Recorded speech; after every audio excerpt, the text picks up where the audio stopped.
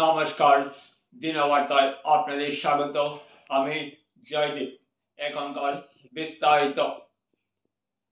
ভাবাবেগে আঘাত, তাই কার্যক্রম আয়োজন করার সিদ্ধান্ত। ভারতের পার্শ্ববর্তী রাষ্ট্র বাংলাদেশের সনাতনী ভাইয়েরা অযথা মার খাবে, তা চুপ করে বসে থাকা যায় না। যেখানে শীত গ্রীষ্ম সব সহ্য করে ইসকন কর্মকর্তারা মানবের সেবা করে যাচ্ছেন, তাদের ধর্মগুরুর আটক করে দেওয়া, তার সবার আবেগের মধ্যে বুলডোজার পিষিয়ে দেওয়া। তাই অমানবীয় ঘটনার প্রেক্ষিতে শ্রীভূমি কেঁপে উঠল সনাতনী যৌথ ঐক্যমঞ্চের বিশেষ পদক্ষেপে। হাতে হাতে সনাতনীরা মশাল নিয়ে প্রতিবাদ মুখর হয়ে ওঠেন। মিছিল এলসি পয়েন্টের সামনে থেকে শুরু হয়ে শহরের বিভিন্ন এলাকা পরিক্রমা করে শেষ হয় বিসর্জন ঘাটে এসে। মিছিলের পুরোধা ছিলেন উত্তর কর্মীদের বিধায়ক কমলাক্ষ দেবপুর কায়স্থ। সংখ্যালঘু হিন্দুদের নির্যাতন করে আপনারা কি তাদের চিরতরে শেষ করে দিতে চাইছেন? না হলে নিরপরাধ ব্যক্তিদের মারধর করার কি অভিসন্ধি রয়েছে? এমনই প্রশ্ন উঠতে শুরু হয়েছে। ইসকন ধর্মগুরু আপনাদের পথের কাঠা কি? না হলে কেন তাদের জেলে পুরে দিতে চাইছেন? এমন এমন প্রশ্ন উঠছে সবার মধ্যে থেকে। ইসকন ধর্মগুরুর অচিরে নিঃশর্ত মুক্তি তথা সনাতনীদের নিরাপত্তা সুনিশ্চিত করার দাবি ওঠে। ইউনিট সরকার আপনারা কি হাত গুটিয়ে হিন্দু নিধন দেখছেন? তা আপনাদের শোভা পাচ্ছেন না, কেননা বাংলাদেশ স্বাধীন হতে ভারতের পূর্ণ সহযোগিতা ছিল।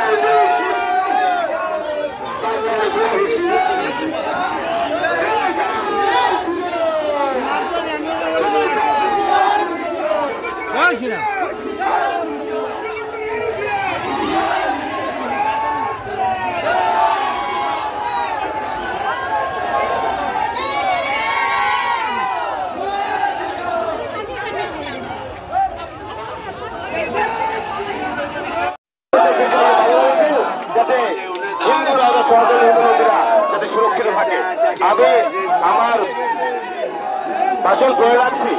এখানে আমাদের ওয়ার্ড কমিশনার আছেন, এখানে মহারাজি আছেন, এখানে বিভিন্ন সংগঠন থেকে অনেকে উপস্থিত হয়েছেন। তাই আমি আপনাদেরকে আন্তরিক তৃতীয়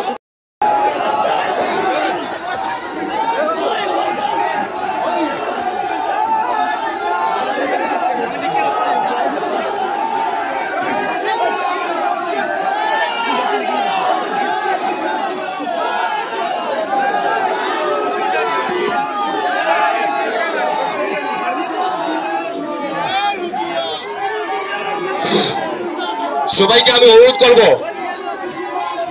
আপনারা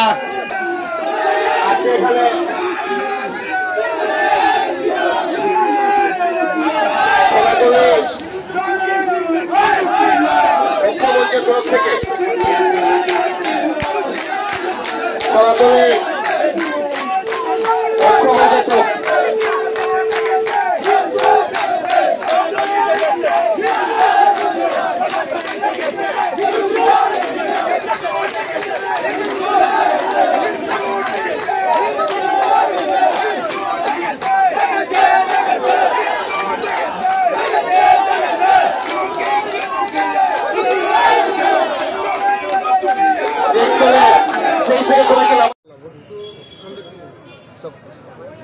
বহুত দিন ধরে এলাকা চলে আজির পর নহয় আজির পর নহয়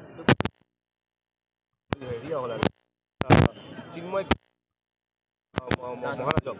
মহাৰাজক যেটা এৰেষ্ট করা হয়েছে মই ভাবো গোটেই সনাতন ধর্মীবিলাক যেটা আছে আমার ব্যথিত হয়েছে আমার সনাতন ধর্মীবিলাকৰ একদম মন্দির ভাঙ্গা হয়েছে এই কারণে আমি দাবি জানাইছোঁ নিঃস্বার্থ যাতে মুক্তি দেওয়া হয় এক নম্বর কথা 2 নম্বর কথাটো হয়েছে কি বাংলাদেশত যাতে সনাতন ধর্মীবিলাকে এটা ভাল থাকিব পারে আসলে আমার ভারতবর্ষত এনে একটা পরিবেশ হয়েছে এনে একটা বাতাবরণ সৃষ্টি হয়েছে এই বাতাবরণত আমি বিচাৰিছোঁ যে বাংলাদেশৰ সনাতন ধর্মীবিলাক ঠিক থাকক আমি ভারতবর্ষত আমার বহুতখিনি ভারতীয় মুসলমান আছে আমার কোনো হেরিয়া নাই কিন্তু আলটিমেটলি কথাটো হয়েছে কি বাংলাদেশের কঠোরপন্থী যেটা একটা প্রবণতার সৃষ্টি হয়েছে একটা মানসিকতার সৃষ্টি হয়েছে ইমিডিয়েট যাতে বন্ধ হয় আজি প্রধানমন্ত্রীর যোগেদি আমি এটি দাবি জানাচ্ছি